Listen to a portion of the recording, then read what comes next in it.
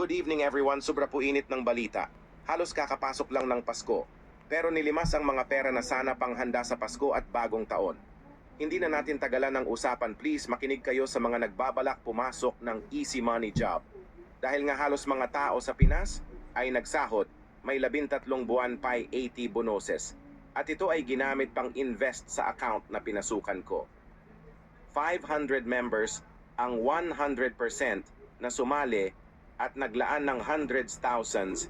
Isa na po ako doon na pumasok at na bankrupt dahil after recharge upgrade hanggang sa umabot yung pera sa account mo ng 100,000 at pag withdrawal na, sobrang dami na ng pakulo nila hanggang sa di mo na ma-open ang account mo.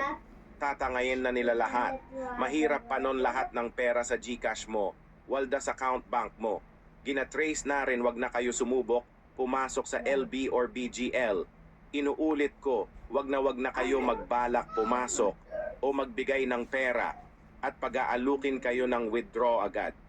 Kunwari lang yan sa unang beses na makaka-withdraw pa kayo. Minsan 3,000 hanggang 7,000.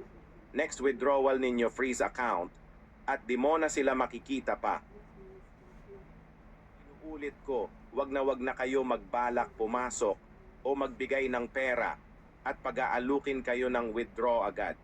Kunwari lang yan sa unang beses na makaka-withdraw pa kayo. Minsan 3,000 hanggang 7,000. Next withdrawal ninyo freeze account